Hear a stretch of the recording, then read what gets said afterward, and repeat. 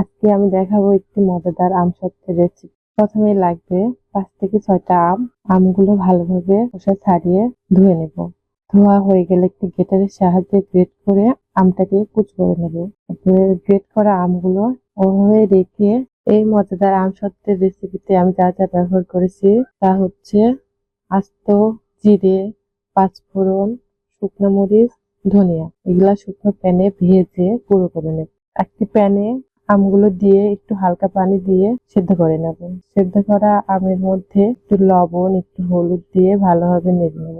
ভালোভাবে মেশানো হয়ে গেলে আমটা একটু সেদ্ধ হয়ে গেলে ওর মধ্যে গুড় আর ভেজে রাখা মশলা দিয়ে দেব।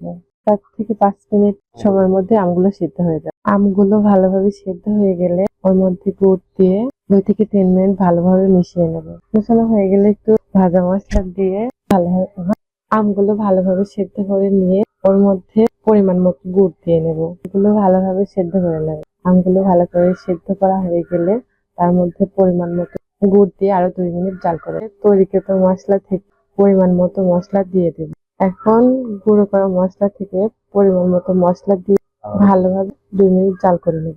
আমগুলো যখন ঘন হয়ে যাবে তখন প্যান থেকে নামিয়ে নেব। একটা প্লেটে একটু তেল বা ঘি মাখিয়ে আমগুলো দিয়ে ভালোভাবে আলতো করে আমগুলোকে ছড়িয়ে দেব।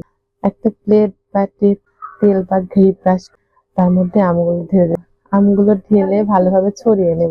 ছড়ানো হয়ে গেলে 2 থেকে 3 দিনের জন্য রোদে দেব। একটি প্লেটে ঘি ব্রাশ করে নিয়ে তাতে গরম গরম মিশ্রণ সমানভাবে ঢেলে দেব।